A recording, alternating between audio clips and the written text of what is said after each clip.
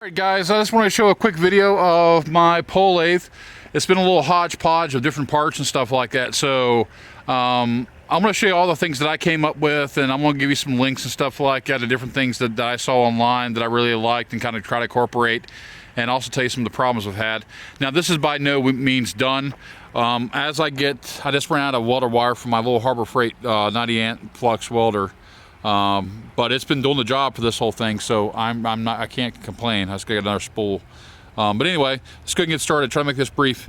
This is the frame of this whole thing was an idea from, I think it was Harry Rogers' channel, and I will send a link to his channel on how to build a pole lathe.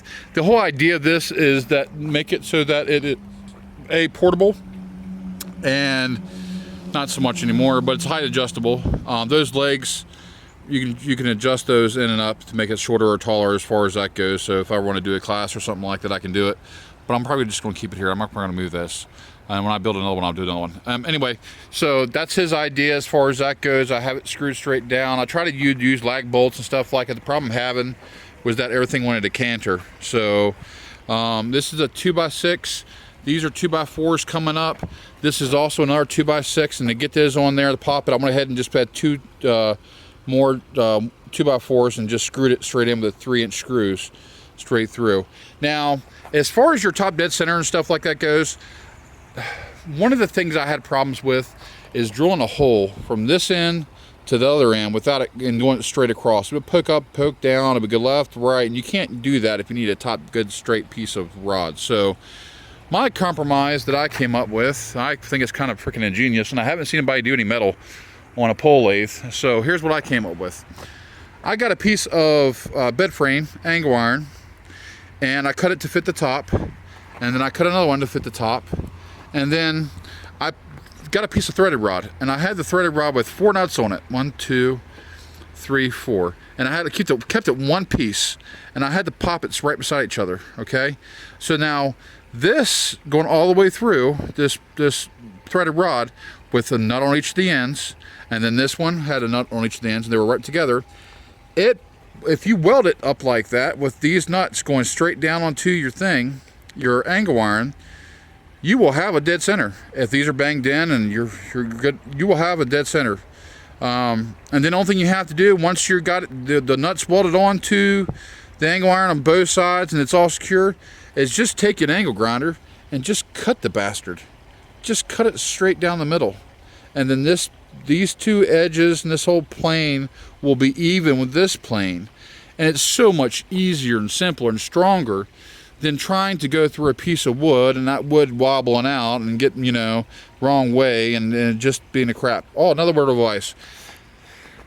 Make sure your threaded rod's thick. Do not skimp on this. Do not skimp on your threaded rod, because it's going to happen. I just did this with the last one.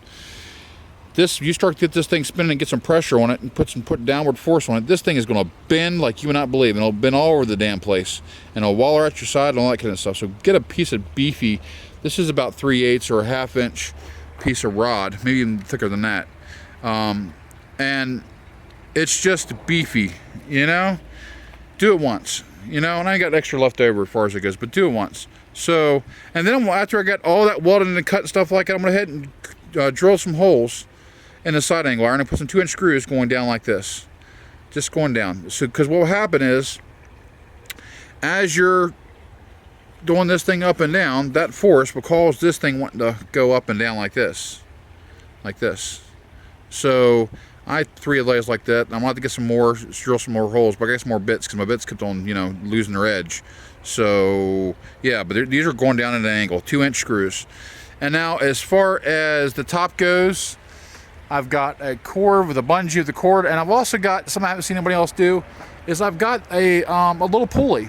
So if I'm on one of a piece, it'll slide over here. If it's on another piece, it'll slide over there. Now the bad part about that is that you've got to make sure that your leg rest is really straight and secure. And I didn't finish this up today because I just ran out of wire. And this is a really easy, easy. And that comes off, so that's all good. That's just an eyelet there. This is just an eyelet. Let's see this. This is just an eyelet right here. So that just, I want to end up welding this to that tube. But anyway, this is just really easy. And this is also that same bed frame. I took the little flaps that come out the bed frame to connect to each other. I ground those off, connected the edge together, welded one side, welded the other side, and then I brought another one down here at the bottom. So I got me an isosceles triangle, where the two triangles are exactly the same. And then I took a piece of round stock that I had laying around, and then put that all the way through, welded the bottom, both sides and underneath, and I took my angle grinder and cut a space just enough that I fit in. I hammered it down and I welded all around it. See? Easy, easy, easy. There's the weld. I know it looks like crap. I'm a beginner, so bear with me here. And then there's an edge. And I smacked the crap out of it, make sure the welds would hold. And then as far as attaches anything, you could either attach it to wood or metal or whatever else.